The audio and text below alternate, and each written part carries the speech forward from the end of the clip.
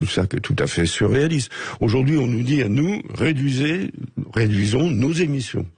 Alors qu'est-ce que ça représente, nos émissions, nous de la France? Bon, là aussi, vous trouverez jamais le chiffre dans les rapports du GIEC, mais c'est très simple.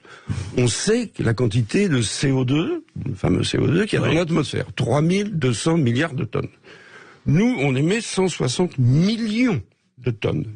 Un 20 millième du CO2 qui est dans l'atmosphère. Vous dire la France émet un 20 millième du CO2. Et on nous dit que si on fait des efforts, on va changer le climat. On se moque de qui? Et alors, c'est pas seulement la France, même si vous prenez toute l'Union Européenne et toute l'Europe, c'est plus un 20 millième, c'est 10 fois plus, un 2 millième.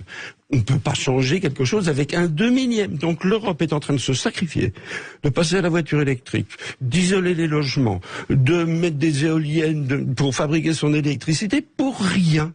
C'est quelque chose d'incroyable. Mais ce rapprochement-là, vous ne le trouverez jamais dans les rapports du GIEC. Et vous avez vu, juste, c'est une incidence, mais enfin c'est pas une incidence pour des millions de gens, vous avez vu que si vous répondez pas à telle norme, G, PE, etc., vous ne pourrez plus louer. Si vous êtes propriétaire. Ah ben voilà, c'est très bien parce qu'on aura des passoires thermiques. Voilà. Alors voilà, on a trouvé parce qu'ils sont très très forts en langage, en vocabulaire. Passoire thermique. Oh non, on en a un chien. Et donc si vous avez un logement passoire thermique, vous pourrez plus le louer. Mais c'est pas demain, ça commence aujourd'hui. Et puis vous pourrez pas demain acheter une voiture à essence ou à diesel. Vous serez obligé d'avoir une voiture électrique.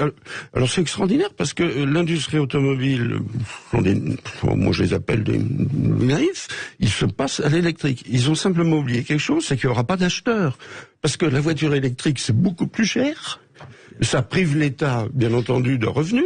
Donc c'est très coûteux pour les livres. C'est-à-dire que ce que l'État reçoit de la voiture thermique, c'est presque 90 milliards ou pas loin. C'est moins que ça, mais enfin c'est des dizaines de milliards qui recevront pas si. Non seulement il faut les subventionner, les voitures électriques, c'est exactement le contraire. Et puis, il y a un défaut rédhibitoire de la voiture électrique, c'est que les jours de grand départ sur autoroute, on peut pas les recharger. Et ça, c'est pas moi qui le dis, c'est Elon Musk. Alors ça, c'est extraordinaire.